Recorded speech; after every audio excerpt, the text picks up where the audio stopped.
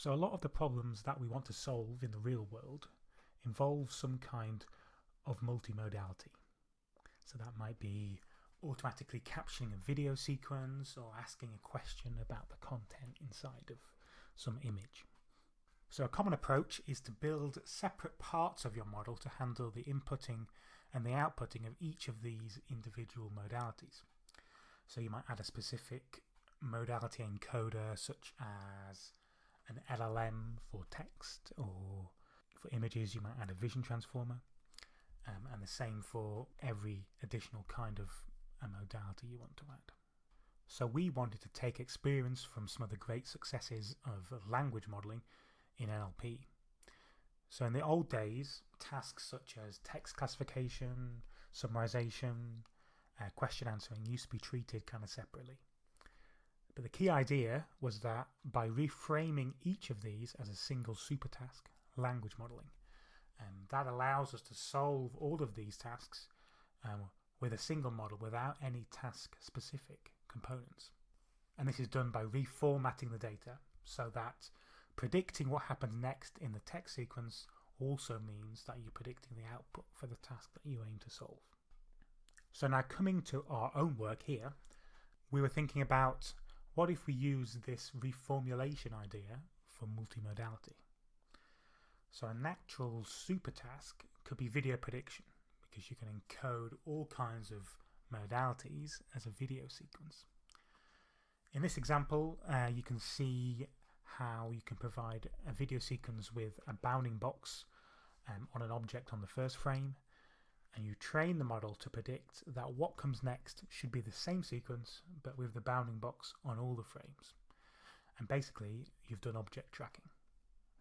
You can also apply this to text, so we can treat each token and render it as a frame of a video sequence using a font scale to fill the video frame.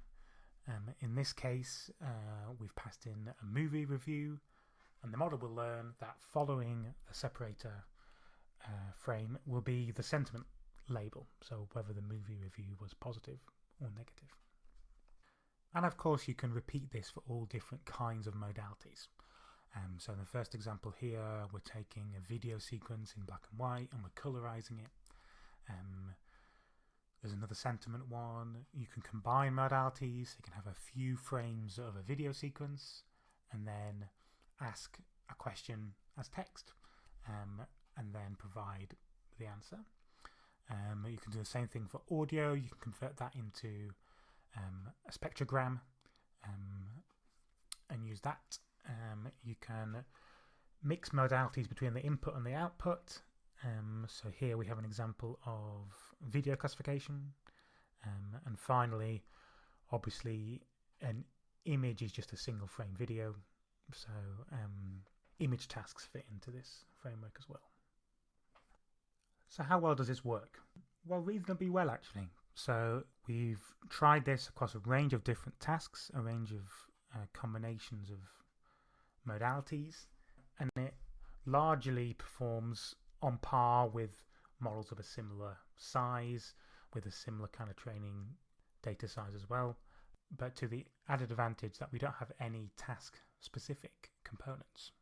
So if you're interested in learning a bit more, we have a little blog page here which has some nice animations and stuff, and of course you can always get some more details in the paper. I realise I haven't talked much about the model design because it's not really the key contribution of our work, but if you want to see all those kind of details, they're all in the paper.